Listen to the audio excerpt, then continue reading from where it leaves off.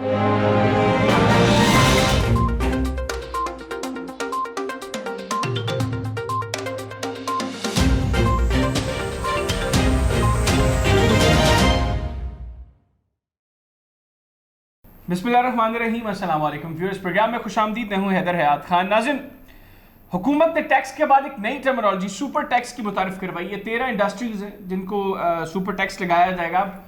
Tax collection के हवाले से तो गवर्नमेंट काम कर रही है, लेकिन मौजूदा सिनेरियो में जब मुल्क में महंगाई की शरह मौजूदा ये जो हफ्ता है, इसमें इदारा शुमारियात की रिपोर्ट के मुताबिक 1.01% बढ़ी। मजमूई शरह जो है महंगाई की वो 28.05% जो है वो हो चुकी है। तो इन हालात में आवाम को रिलीफ देने के लिए हुकूमत क्या कर रही है? अब एक जानिब IMF की तमाम शराइत भी जो है वो भी मान ली गई, वो किस्त कब जारी होगी और पेट्रोलियम मसनूआत की कीमतों में कोई मजीद इजाफा मुतवक्की है। यानी प्रोग्राम के पहले से हम इन तमाम चीज़ों को डिस्कस करेंगे। और मेरे साथ टेलीफोन इन पर मौजूद है डॉक्टर आयशा गौस पाशा साहिबा, वज़ीर ममलिकत है बराए ख़ज़ाना। डॉक्टर साहब, बहुत शुक्रिया आपके वक्त का। अस्सलाम वालेकुम। कैसे मिजाज है डॉक्टर साहब? आप खैरियत से? ठीक ठाक? अल्हम्दुलिल्लाह बिल्कुल ठीक ठाक, thank you very much. Doctor साहब, सबसे पहले ये बताइएगा, ये साइकोलॉजिकल इफेक्ट अल्फाज का बड़ा ज़्यादा होता है। ये हुकूमत ये जो सुपर टैक्स जो कल मुतारफ करवाया है, आपको नहीं लगता कि ये साइकोलॉजिकली बड़ा हिट कर गया लोगों को कि ये सुपर टैक्स कार्ड, पहले ये टैक्सेस इतने ज़्यादा, अब ये सुपर टैक्स भी गवर्नमेंट लेने लग गई? देखिए, मेरी गुजारिश आपसे ये समझना जरूरी है कि ये टैक्स किस चीज पे लगा है। ये सुपर टैक्स लग रहा है उन 13 सेक्टर्स की इंडस्ट्रीज पे जिनकी प्रॉफिटेबिलिटी, जिनके मुनाफे बहुत हाई रहे हैं, यानी ज्यादा रहे हैं इस अरसे में। इनकी इनकम बढ़ी है, इनके मुनाफे बढ़े हैं।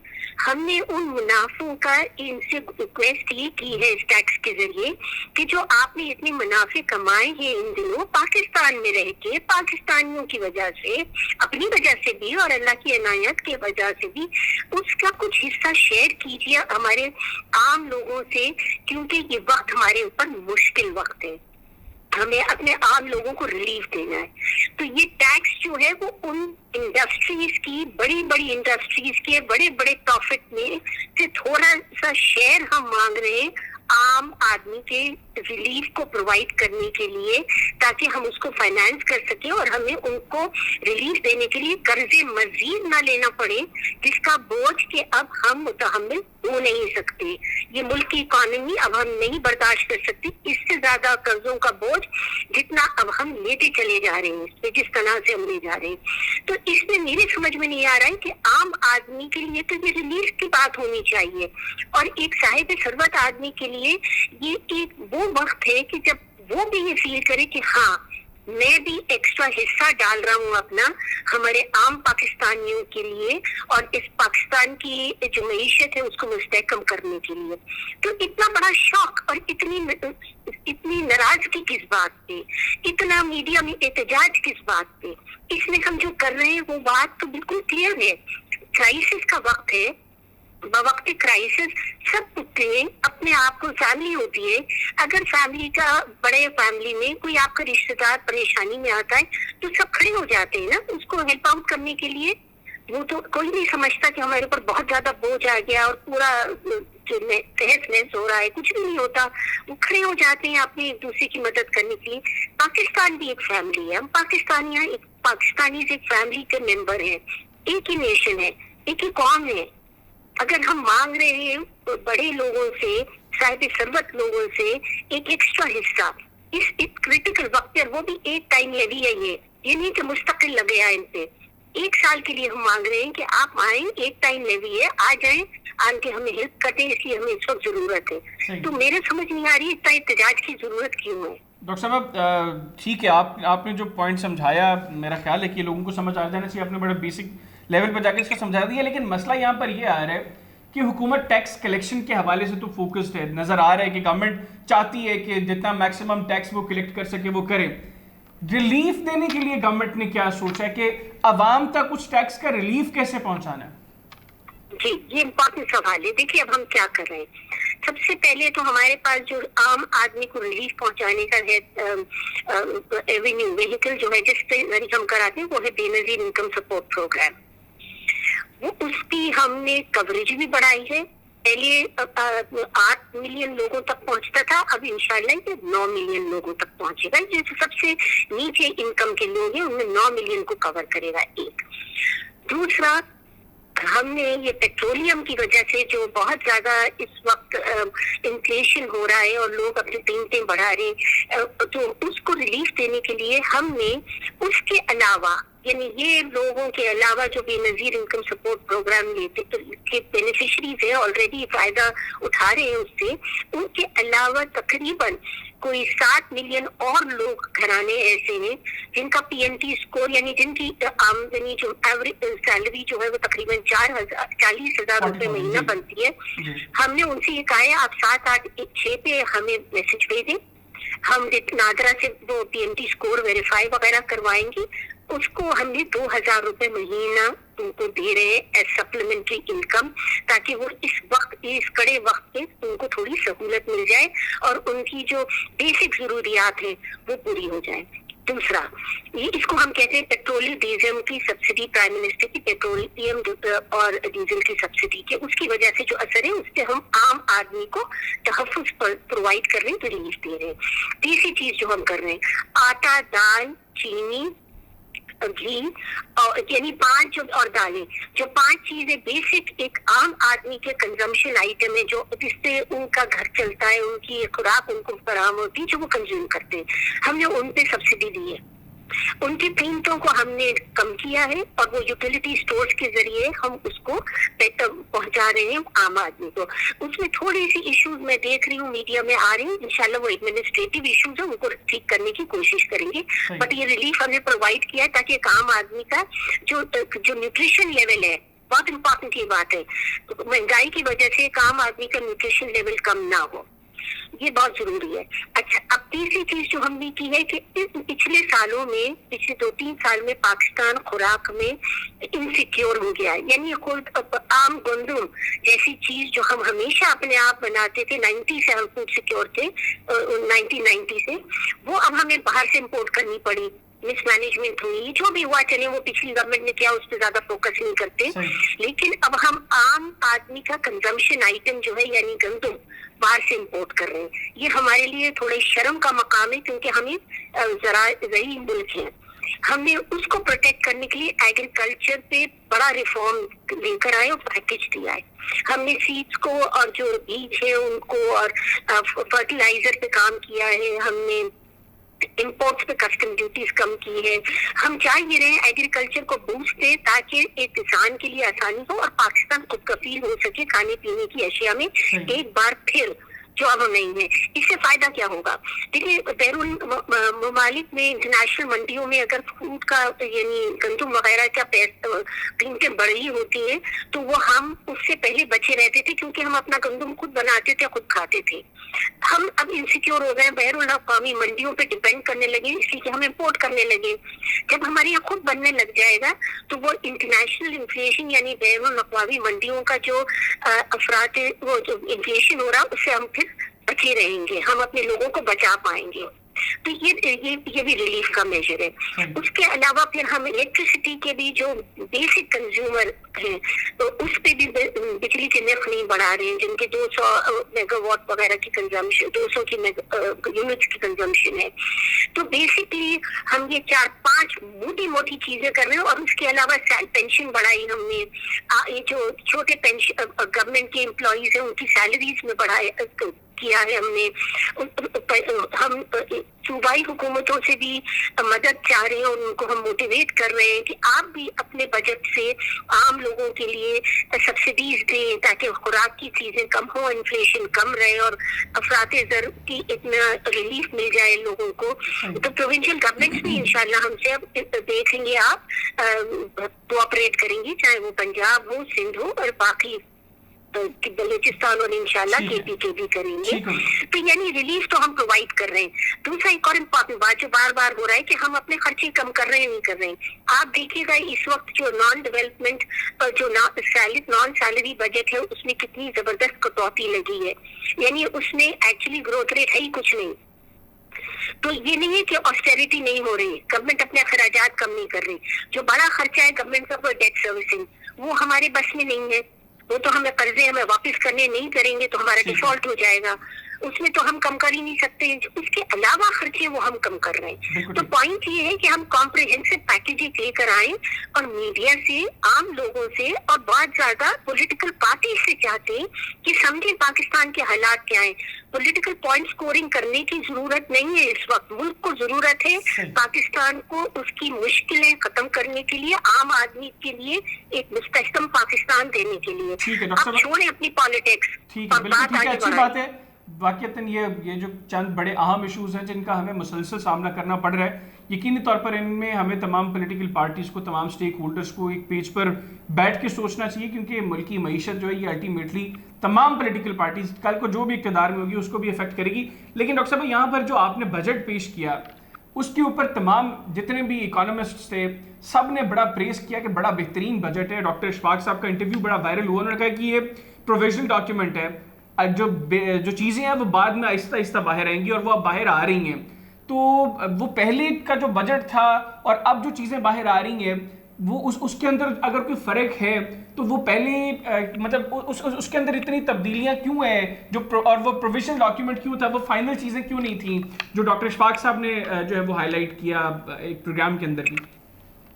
جی, میری گزارش آپ سے یہ ہے سارے اکانومسٹ پہ بات کر واضح کر دوں. دیکھیے ہم IMF کا پروگرام نیگوشیٹ کی پروسیس میں ہیں.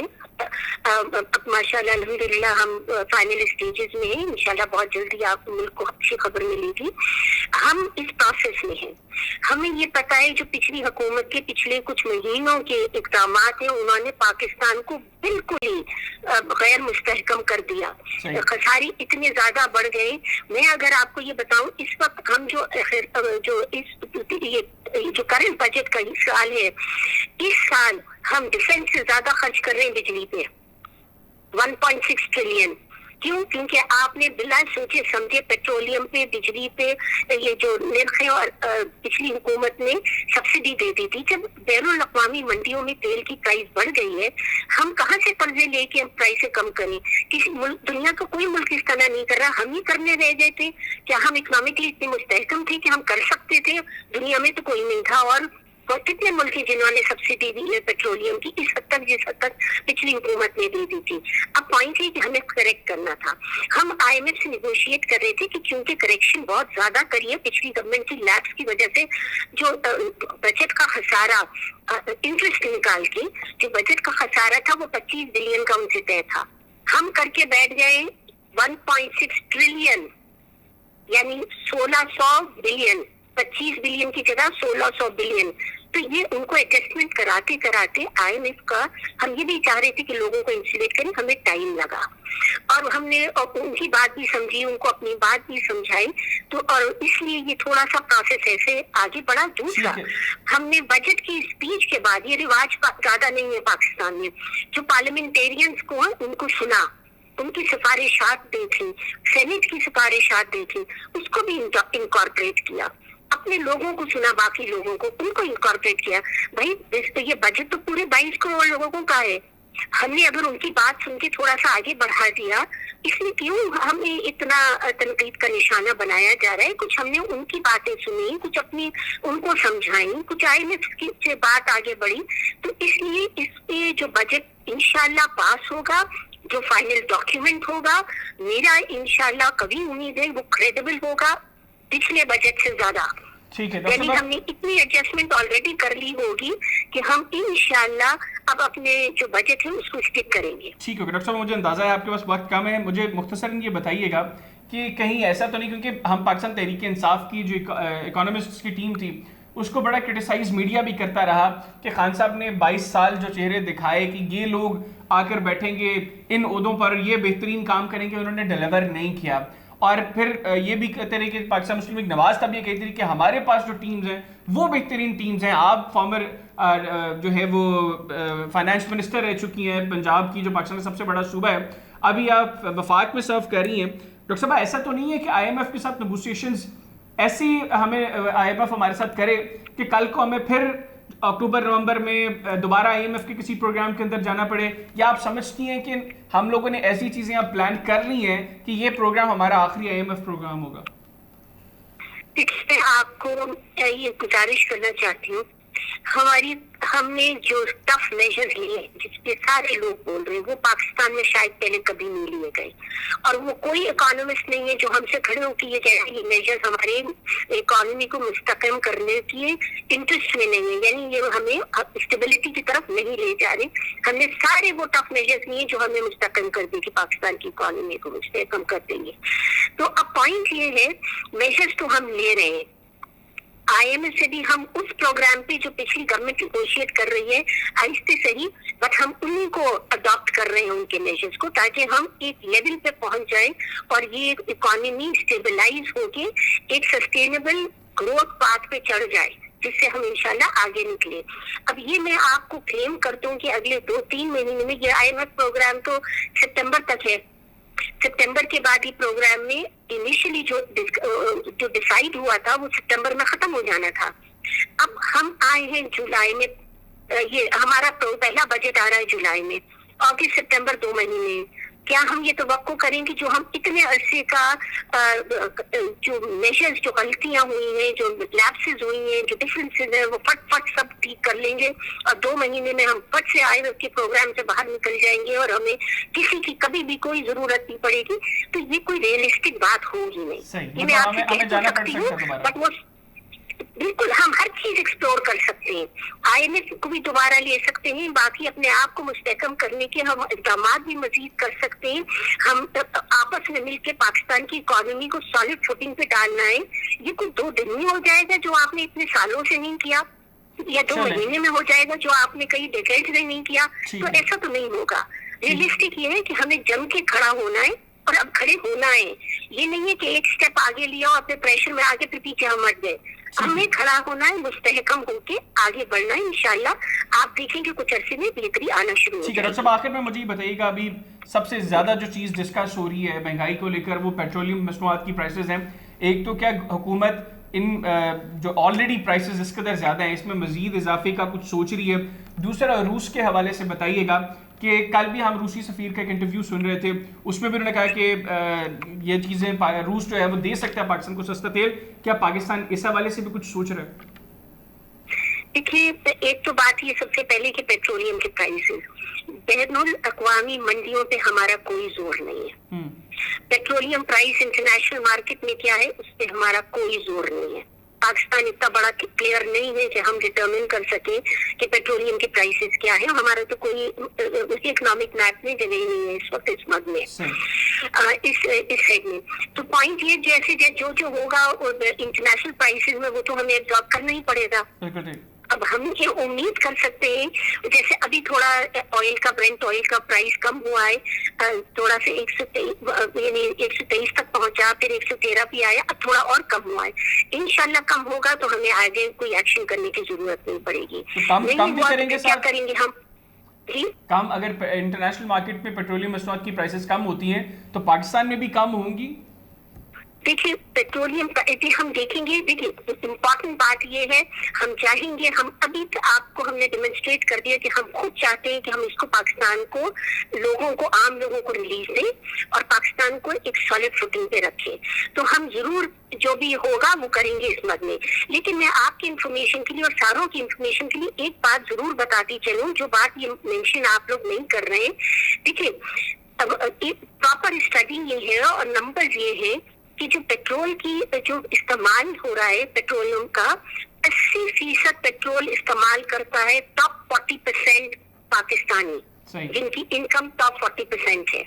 تو یہ بات پلیز ذرا سوچ لیں، جب آپ کہتے ہیں کہ سبسڈی دو پیٹرول کی، تو وہ 80% جو سبسڈی مل رہی ہے وہ ٹاپ 40% انکم کے پاکستانیوں کو مل رہی ہے۔ تو جو چھوٹے انکم کے پاکستانی ہیں یعنی 60%، وہ صرف 20% پیٹرولیم استعمال کرتے ہیں، جن کو ہم ٹارگیٹڈ سبسڈی دے کے اب ان کے لیے آسانی پیدا کر رہے ہیں۔ تو جب ہم آپ اور ہم سے کہتے ہیں یا کوئی ہم سے کہتا ہے کہ جنرل پرائس میں سبسڈی دو، تو آپ ہم کچھ ذرا سوچیں کہ آپ ہم سے کیا کہہ رہے ہیں۔ آپ ہم سے یہ کہہ رہے ہیں کہ جو ٹاپ 40% لوگ ہیں ان کو آپ سبسڈی دیں۔ ٹھیک ہو گیا۔ کیا واقعی آپ ہم سے یہ کہنا چاہتے ہیں؟ کیا عام پاکستانی ہم سے یہ کہنا چاہتا ہے क्या पीटीआई हमसे ये कहना चाहती है? जरा सोच ले हमसे क्या कह रहे हैं। इसलिए आम आदमी को तो हमने टारगेटेड सब्सिडी दे दी है, उनको तो हम बचा रहे हैं। आप किसके लिए लड़ रहे हैं? आप 40% के लिए, जिनका इनकम का 40% है। बिल्कुल ठीक हो गया, सोच ले। ठीक हो गया। और डॉक्टर साहब रशिया के हवाले से भी आखिर में बता दें कि क्या पाकिस्तान इस हवाले से कुछ सोच रहे हैं कि रशिया से तेल खरीदा ले? जी जी बिल्कुल बिल्कुल, रशिया की इंशाल्लाह, देखिए हम तभी रशिया पे कोई यूएन की सैंक्शंस नहीं लगी है। हमने पहली बात करी है रशिया से कुछ मीट वगैरह इंपोर्ट करने की, जो हमें कोई दरवाजा बंद नहीं करना। आगे बात देखेंगे। अगर ये जो बातें हो रही हैं कि ऑलरेडी पिछली गवर्नमेंट ने इनिशिएट कर दिया था, जाते जाते एक खत तो उन्होंने लिखा जिसका हमें जवाब मौसूल नहीं हुआ। हमने फॉलो अप किया, देखें बात किस तरफ जाती है, देखते हैं। कोई बात हम पाकिस्तानियों की इंटरेस्ट में जो होगा वो करना चाहते हैं, लेकिन इंटरनेशनल कवानीन तोड़ के नहीं। अगर यूएन कोई बात कहता है तो उसको हम मद्देनजर रखेंगे। यूएन के अलावा जो भी हो सकेगा, यूएन सैंक्शंस के को सामने रखते हुए जो हो सकेगा हम पाकिस्तानियों के लिए जरूर करेंगे। ठीक हो गया, बहुत शुक्रिया डॉक्टर आयशा वस्कोशा साहब, आपने प्रोग्राम के लिए खुसूसी तौर पर वक्त निकाला, बड़ा ब्रीफली आपने चीज़ों को समझाया भी। नाज़रीन, डॉक्टर साहब की गुफ्तगू आपने सुनी।